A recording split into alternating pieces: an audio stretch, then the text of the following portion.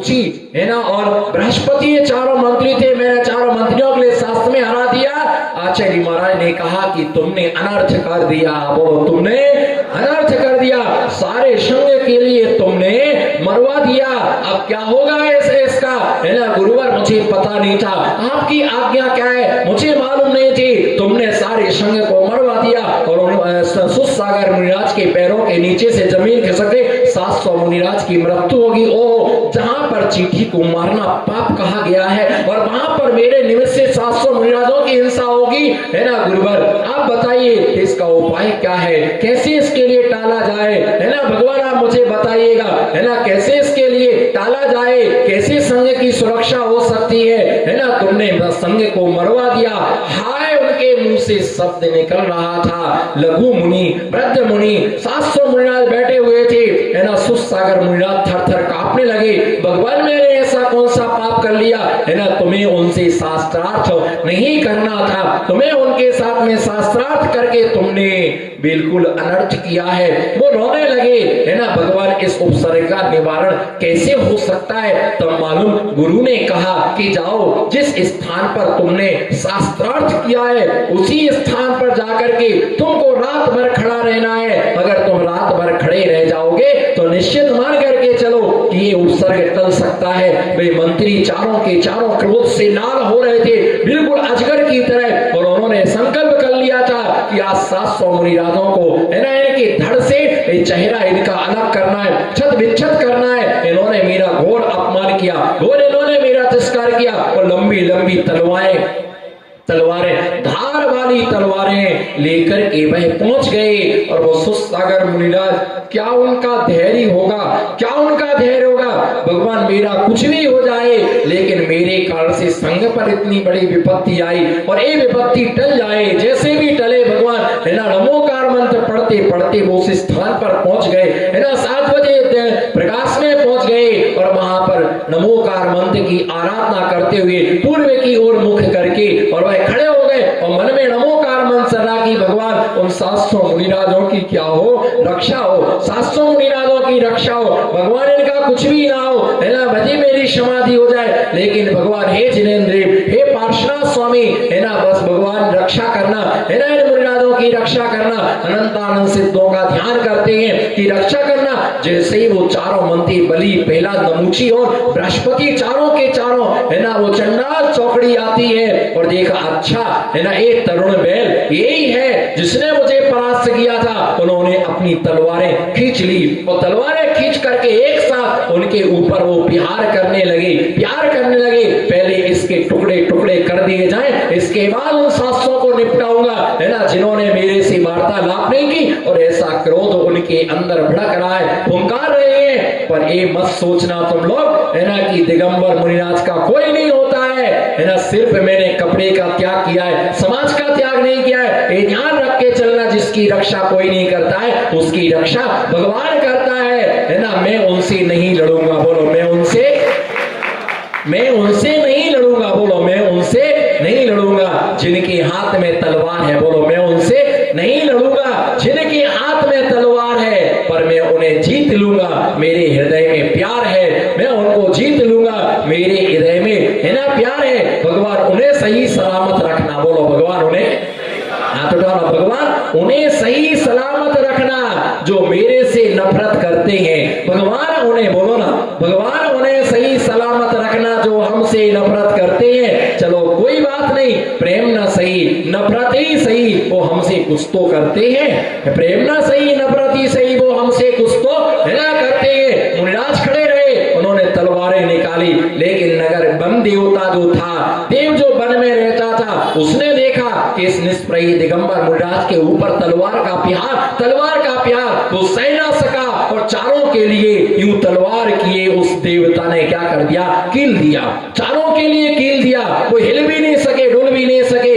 बे मुनिराज बिल्कुल ध्यानस्थ खड़े हुए हैं। नमोकार मंत्र का जाप चल रहा है। संग रक्षार्थ हेतु, संग रक्षार्थ हेतु मंत्र चल रहा है। और जैसे कील दिया है ना, प्रातः काल में लोगों ने देखा, ओहो इन्होंने क्या किया, ओहो इन्होंने क्या किया। एक दिगंबर बोलो ओहो इन्होंने क्या किया, बोलो हाथ उठा, ओहो इन्होंने क्या किया।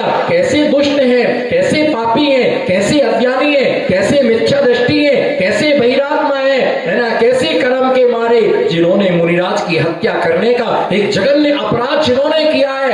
और अब हर व्यक्ति के अंदर से हाय निकल रहा था, धिक्कार है इनके लिए, बोलो धिक्कार है, बोलो ना धिक्कार है इनके लिए। जैसे ही वो प्रातःकाल राजा के लिए पता चला, राजा ने बालों को मुड़वाया, जूतों की माला पहनाई, जूतों की माला पहना करके उनके लिए गधे पर बिठा करके चारों के लिए निकाल दिया।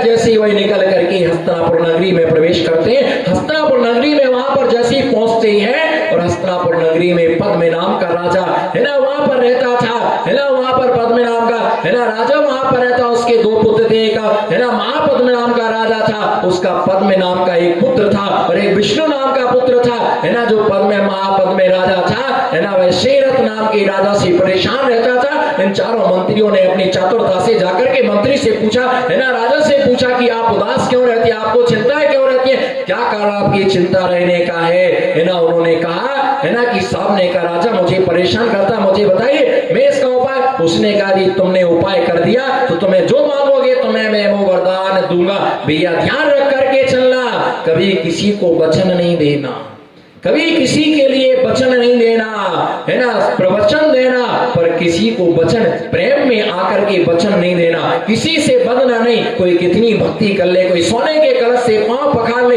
कोई कितनी भी भैया व्रती कर ले, पर दिगंबर मुनिराज कभी किसी को वचन नहीं देते। और अगर वचन दिया है तो प्राण जाए पर वचन न जाए, रघुकुल रीत सदा चले आई, प्राण जाए पर वचन न जाए। जैसे ही उन्होंने है ना वह राजा ने उसके चारों मंत्रियों ने उसको बांध करके उसके सुपुर्द कर दिया। उसने कहा कहो तुम्हें क्या चाहिए। उन्होंने कहा कि स्वामी अभी नहीं चाहिए, जब जरूरत पड़ेगी तब मैं वर मांगूंगा, जब मुझे जरूरत पड़ेगी तब मैं वर मांगूंगा।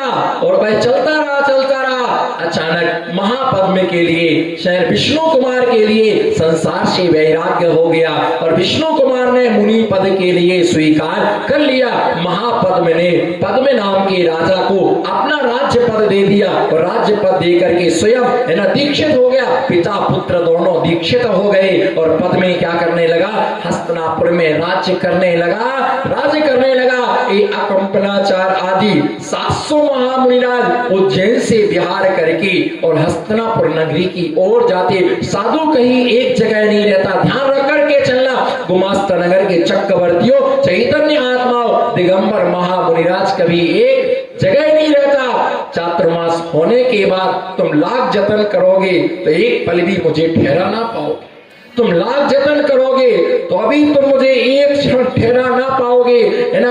लाख तुम्हारे आंसू टपकते रहेंगे, है ना, लाख तुम्हारे है ना रोते रहोगे कि गुरुवर एक दिन की चर्या का मौका दे दो, पर ये किसी की सुनते नहीं है ना। अंदर से कठोर होते हैं, लोगों का दिल ऐसा द्रवीभूत होता है। तो सच तो ये है ना, सच तो ये है कि रहते रहते मुनियों को कोई समझ नहीं पाता है, और जब समझ में आता है, जब अच्छी तरह से मुनि समझ में आते हैं, तब तक वो आपके हाथ से क्या हो जाते हैं, निकल जाते हैं। और दूसरे गांव में मुनि की तुम्हें महिमा नजर आती कि अरे हमने क्या किया, हमने कुछ नहीं कर पाए, और हमें कितना आशीर्वाद देकर के गए, हमने क्या किया, हम 10 मिनट का इनको समय ना दे सके, हम 10 मिनट को भैया व्रती को नहीं आ सके, हम एक दिन भी सोच दिया को हम इतने बड़े हो गए, इतने महान हो गए, है ना, कि हम 5 मिनट का गुरु को समय नहीं दे सके। भैया ध्यान रख करके चलना। वो विहार करते करते 700 मुनिराजों का संग हस्तिनापुर की ओर प्रवेश करता है। जैसे ही उनको पता चला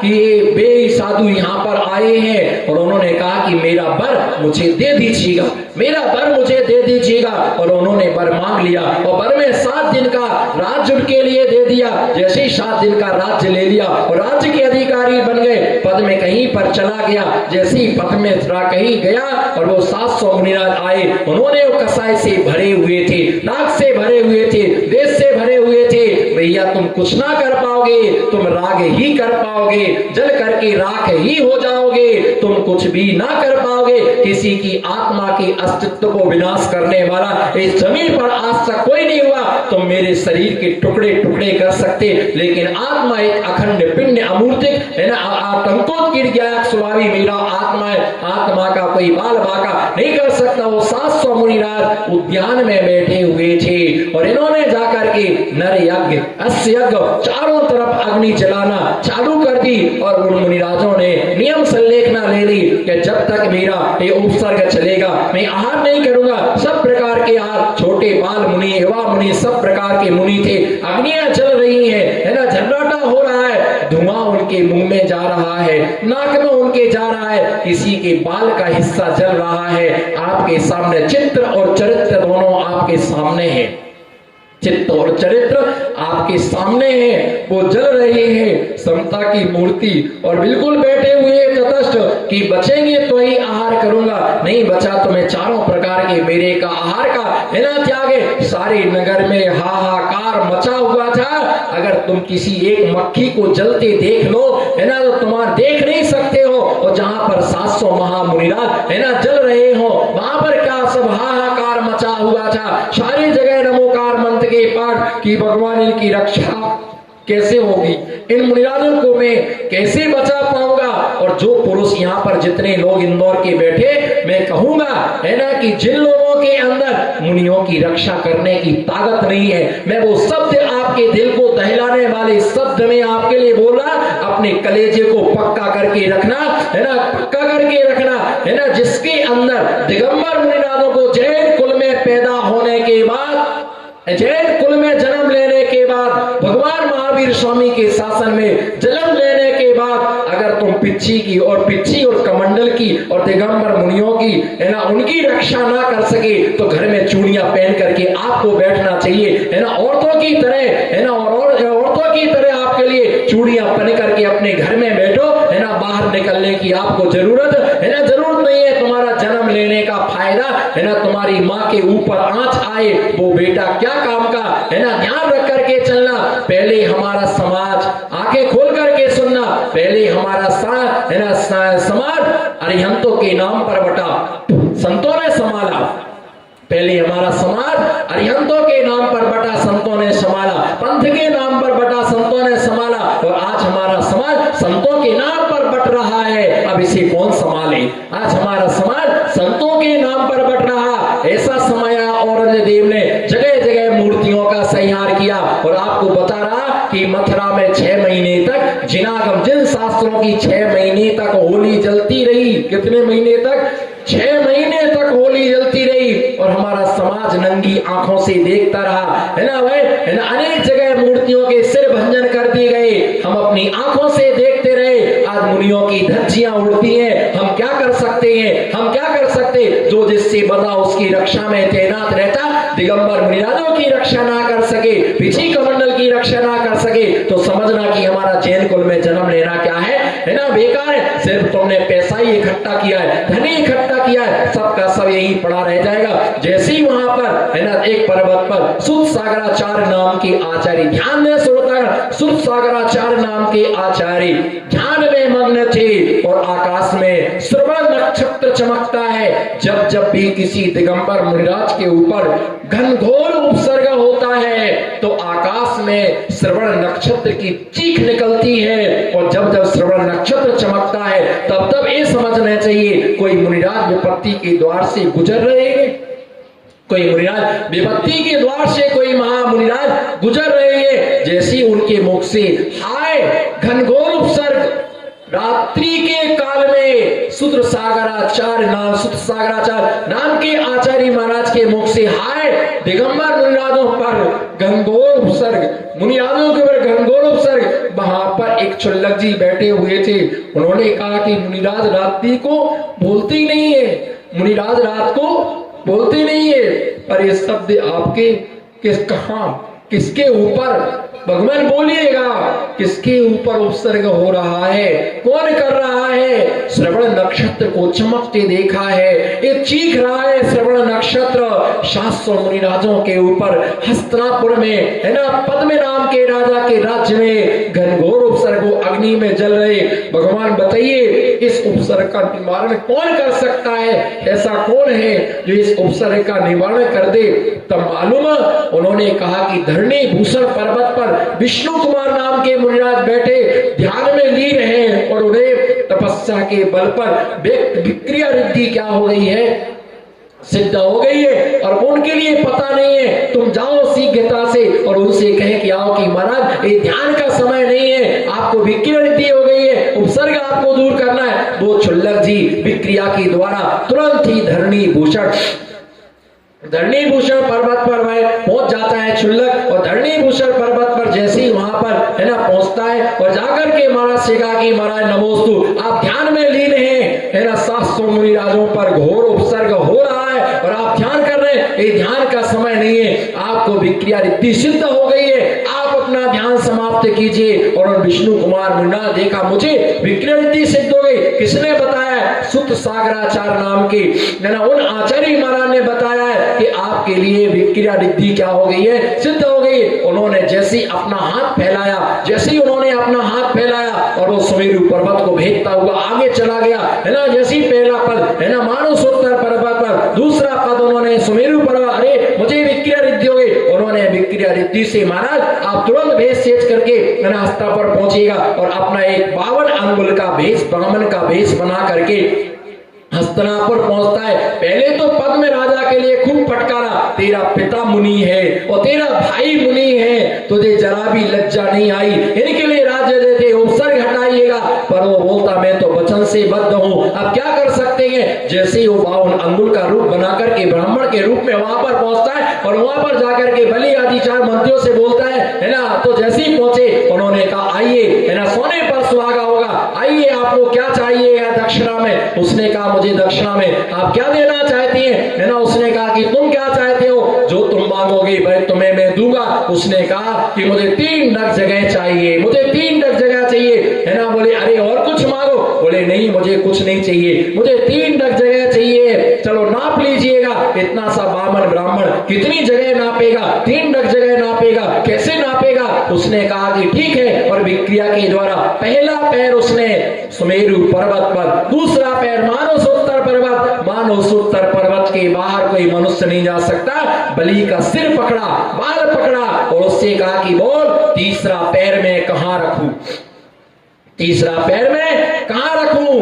है ना, बताइए तीसरे नग में कहां रखूं। और उसका बाल पकड़ के घुमा दिया, है ना। बोले तीसरा नग, बोले मैं नहीं दे सकता हूं, ये मुनियों का उपसर्ग दूर कीजिएगा ना, आप तुम्हारी खैर नहीं है। और जाकर के वो सारे अग्नि के लिए दूर किया गया, हटाया गया। किसी की पीठ जली, किसी का पैर जला, किसी का हाथ जला, है ना, किसी का कुछ हुआ, है ना। मुख रंध गया था धुआं से, नाक रुंध गई थी, बाल धूसरित हो गए उनके धुआं के कारण से, है ना। जैसे उपसर्ग दूर हुआ और सारे श्रावक लोग आए और मुनिराज के लिए जिनालय में, पूरे संघ के लिए जिनालय में लेकर के गए। सबसे पहले उनकी वैयावृत्ति की मुलायम कपड़ों से उनके शरीर को पोंछा, पर उनके मुख से शब्द भी नहीं निकला, चीने निकली उनके मुख से, और पूरा का पूरा शरीर पोंछा। पता नहीं कितने दिन के उपवास उनके थे, कितने दिन से भोजन नहीं किया है, उनके लिए पोंछा। अब पूरे मुख नहीं खुल रहा था, धुआं से मुंह उनके रुंध गए थे। अब क्या किया जाए, तो उन्होंने मालूम उस समय, है ना, उनकी यथायोग वैयावृत्ति की और आहारचर्या के लिए निवेदन किया। अब आहार में क्या दिया जाए, आहार में क्या दिया जाए जिससे इनका आहार अच्छे से हो जाए। वयोवृद्ध महिलाएं भी वैयावृत्ति कर सकती हैं, आहारचर्या ही सबसे बड़ी क्या है, वैयावृत्ति है। और उन्होंने बिया, है ना, आटे के बिया बनाए, घी लगा करके उसे दूध में पकाया, उसे घी डाला, उसमें शक्कर डाला और बिल्कुल ठंडा करके थोड़ा थोड़ा उनको, ताकि उनके गले से आराम से क्या हो जाए, है ना, उतर जाए, उनका आहारचर्या बहुत अच्छी तरह से संपन्न हो जाए। और सारे श्रावक ने नवदा भक्ति पूर्वक उनके लिए बिया का आहार कराया, है ना। महीना उनकी रक्षा की और कई दिन तक उनको रख करके उनकी सेवा और भैया वृत्ति की। आज सोचना पड़ता है, हमारी समाज पर शर्म और लाज आती है कि जब कोई 4 मुनिराजों का संग आ जाता है और विचार करते हैं कि देखेंगे, सोचेंगे, बताइए इतना बड़ा समाज 4 साधु को नहीं संभाल सकता है। 25,000 श्रावक के ऊपर एक पिच्चीधारी कितना बोलो, कितने 25,000।